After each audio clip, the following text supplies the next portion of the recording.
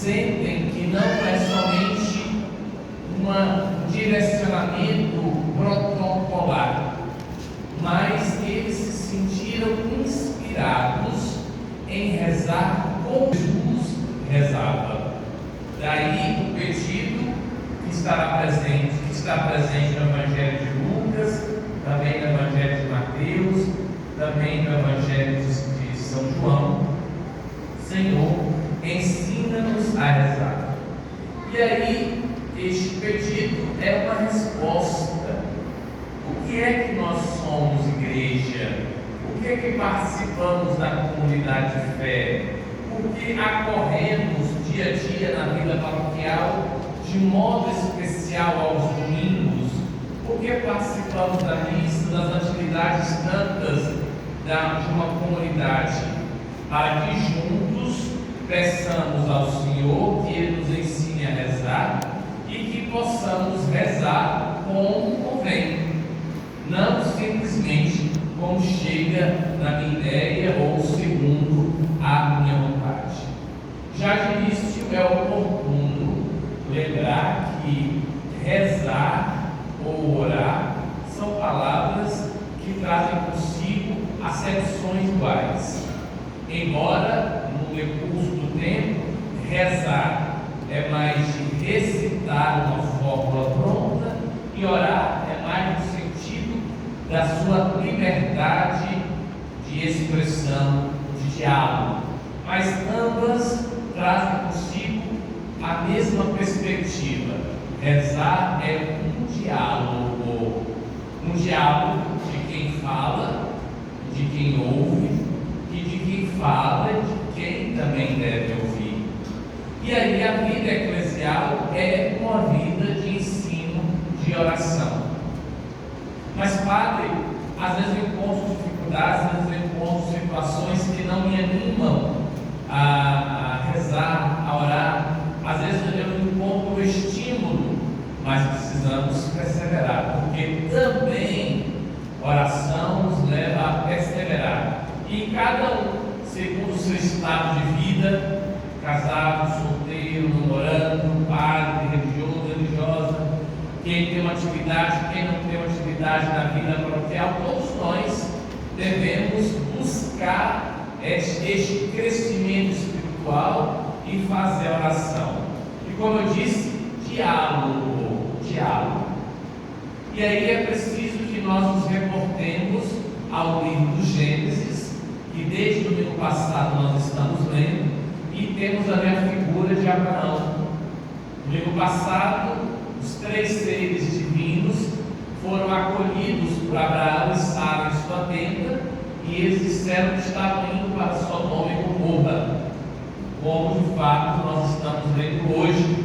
Abraão se entreteve com o Senhor e os 2 seres foram cumprir aquilo que Deus havia ordenado, a destruição de ambas as cidades. Há muito que se fala sobre o motivo da destruição de Sodoma e Gomorra. O tema em concordância dos estudiosos é que essas cidades foram destruídas porque nelas não havia o acolhimento do Senhor. Ou seja, nessas cidades não havia o diálogo com Deus. E por isso mesmo as pessoas que lá estavam não compreendiam qual era a vontade de Deus. Se fecharam. Por isso, oração é diálogo, ensina-nos a rezar. E diálogo, como diz Santa Teresinha, nos momentos felizes, nos momentos alegres, nos momentos vivazes, nos momentos vitoriosos, nos momentos de fogueto, mas também nos momentos difíceis.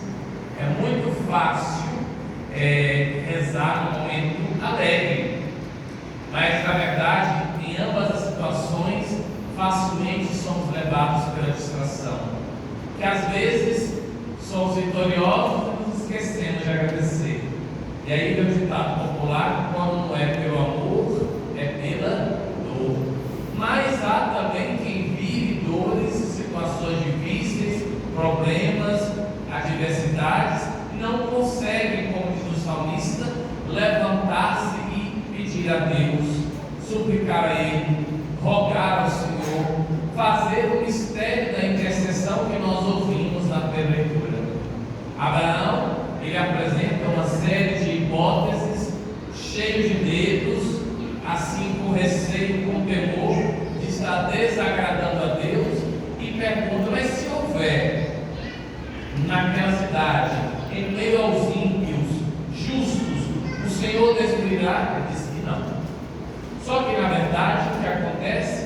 Ele, Abraão, já está pensando em seu primo Ló. E Deus, em razão da intercessão de Abraão, vai salvar Ló e sua família, esposa e duas filhas, retirando-as, dando tempo para que eles saiam daquelas cidades e que de fato aconteça o que a história narra da destruição de Sodoma e Gomorra. Por quê? Repito, porque aqueles cidadãos, eles não estavam abertos a Deus, eles não procuravam dialogar com o Senhor, e por isso mesmo não compreendiam qual é a vontade dele. E aí, voltando ao texto de Colossenses que nós ouvimos hoje, o mestre para a oração, como está em Lucas, é Cristo. Porque nós temos aqui a certeza, como diz Paulo aos Coríntios, de que lá, naquele momento paradisíaco, Adão e Eva eram a síntese da natureza humana. A comunhão deles era tamanha, criador e criatura, que eles ouviam os passos de Deus. Eles sabiam qual era a vontade de Deus. Eles tinham clareza do que Deus queria. Poderíamos dizer então que eles eram como que vassalos de Deus? Não. Porque a vontade de Deus não é que ele seja um senhorzinho lá em cima e nós aqui embaixo, encurvados, fazendo o que ele quer. A pergunta que também na igreja devemos fazer: qual é a vontade de Deus? É que sejamos felizes. Deus não joga contra o nosso time. Deus não instaura ali, como a Conmebol faz, vários clubes disputando a igreja. Não. Deus quer o nosso melhor. Deus quer o nosso melhor. Deus quer que sejamos felizes. Contudo, Adão e Eva se esfriaram, desconfiaram do amor de Deus, e ali houve a ruptura. E no gênero humano, na natureza humana, no coração humano, entrou a desconfiança. Faltou a abertura para o diálogo, para a oração. O que Cristo veio fazer? Veio fazer com que nós tivéssemos a clareza e aprendêssemos nele, o Mestre, como rezar, como dialogar com o Pai, como voltar para o Pai, como restabelecer em Cristo essa comunhão. E Paulo diz que essa dívida já havia e que ela seria paga, como de fato foi paga, na cruz. Na cruz. Ele pagou, inclusive fez com que até mesmo os efeitos legais daquela dívida fossem extintas. É como se alguém fosse na Renner ou na Riachuelo, pagasse sua conta de um ano para atrasada e ainda fosse uma especialidade de cerimônia para pagar. Pronto, não vai ligar mais para aquela pessoa não, aquela pessoa é do bem. E aí, logicamente, salvando as proporções, nosso Senhor fez isso. Enviado pelo Pai, Ele nos salvou, redimiu a culpa da desconfiança, estabelecendo o campo do amor e da comunhão. Notemos que Paulo diz que ele pregou a dívida com ele na cruz. Por amor, na cruz ele morreu. Por amor, na cruz ele salvou. Por amor também ele ressuscitou. E aí o salmista diz: naquele dia em que gritei, vós me escutastes, ó Senhor. São Domingos dos Mãos, fundador dos dominicanos, diz que são muitas as posições de nossa prece: mãos postas, mãos elevadas, mão na cabeça, de joelhos, às vezes desdobrado, com o corpo na terra, em pé, sentado. Não recomendo deitado, porque o sono chega. Então são diversas as formas em que nós nos encontramos para que nós nos colocamos para nos encontrar com o Senhor. E aí é o campo de você se colocar diante dele e fazer o seu pedido. Mas, Padre, o Senhor disse, e nós ouvimos no Evangelho, o Senhor Jesus disse: pedi e recebereis, batei e abri-se-vos-á, procurai e achareis. Só que eu gritei a Deus no momento de dor, no momento de aflição, numa enfermidade, numa dívida, num problema tal, que eu não encontrei a resposta. Deus não fez aquilo que eu achava. Por isso que o Evangelho diz que se as pessoas que são más em sua natureza são capazes de dar umas às outras coisas boas, o Pai nos dará o Espírito, porque o Espírito nos ajuda a rezar como convém. Ou seja, eu peço muito, mas o que eu peço tem que estar em conformidade com a vontade do Senhor. Por isso que Tiago vai dizer: se Deus quiser. O que Deus quer para a minha vida? Que eu seja feliz. Muitas vezes peço pensando que aquilo que eu estou pedindo me fará feliz. Só que Deus, que sabe de todas as coisas, entende de tudo e sabe que às vezes aquilo que eu estou pedindo não me fará bem. É o livramento, é o direcionamento para outras realidades. Daí a renovação de nossa confiança em Deus. Padre, então, igreja é lugar de oração? Com certeza. Mas é lugar também de nós termos consciência de Cristo, Salvador do mundo, Redentor do universo e Mestre da oração. Por que isso é importante? Porque nós aqui estamos distantes do evento no qual Adão e Eva rompeu a comunhão. E qual é a tendência de que uma situação como essa vai passando de geração em geração? A tendência é de que aqueles e aquelas que não viveram aquele momento não entendam a importância da fé. Eu tenho uma amiga, quase irmã, crescendo juntos. Ela trabalha na ONU e o setor dela são as políticas de justiça na América Latina. Ela mora no endereço, no domicílio dela é Belo Horizonte, e aí ela está aqui no Brasil. E aí eu estou tentando ligar para ela várias vezes, geralmente depois do jornal, já que eu estou terminando as minhas atividades. Não conseguia. E aí eu consegui falar com ela pelo status, sabendo eu que ela gosta de conhecer. E eu disse: Fabiana, eu estou tentando há dias ligar para você e eu não consigo. Você só fica em festa? De nada, meu irmão. Estou assistindo a novela lá no está ótimo. O que eu fiz também? Estou assistindo a novela, está ótimo. Mas por que eu estou trazendo o Odete Póstuma aqui? Por causa de Heleninha e Marco Aurélio. Estão separados e estão brigando por causa do filho, que se chama Tiago. Eles estão com raiva porque o Tiago quer fazer a faculdade de desenho. E aí Leila entrou no campo. Leila, porque ele brigou com o Ivan, eles deram um no outro, e com raiva porque ele me apoia, Marco Aurélio não apoia. Aí Leila disse: mas não pode ficar dessa forma. Aí chega o porquê que eu trouxe para hoje, Paulo. Ele, Marco Aurélio, disse para Leila: não pode, Leila. Não pode, Leila. Esse menino não pode fazer isso. Ele tem que estudar, fazer desenho. Se ele não estudar, ele não saberá administrar a fortuna que ele vai receber. Se nós não rezarmos, nós não saberemos administrar a fortuna que ele conseguiu para nós há poucos minutos. Por isso, não tenha dúvida no coração, não permita que a dúvida se instale em seu coração. A gente fica até meio titubeante, a gente fica até mesmo, às vezes, desesperado, que é com medo.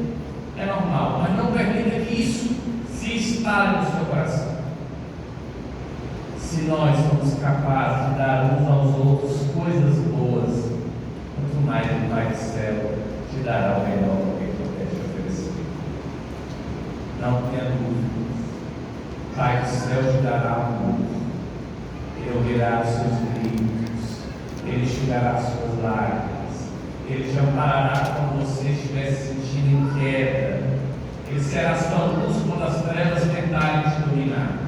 Ele será aquela realidade que há de te nortear e, sobretudo, te acompanhar quando você se sentir só, sem nenhum tipo de amparo na vida desses dias.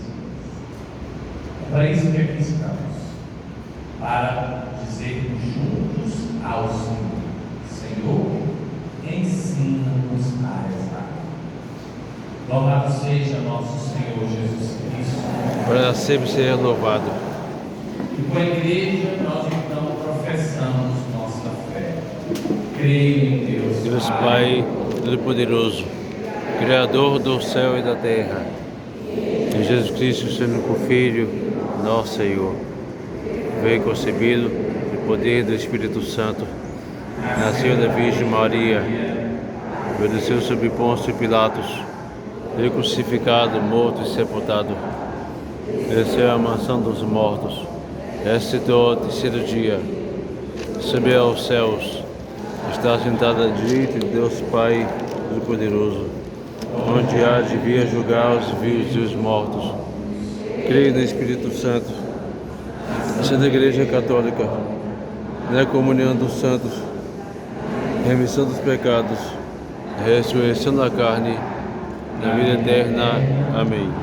Irmãs e irmãos, com toda a confiança e no total amor ao coração de Deus, apresentemos as nossas preces pela Igreja, pela humanidade e por todo o mundo. Nossa resposta: concedei-nos, Senhor, a vossa graça. Concedei-nos, Senhor, a vossa graça.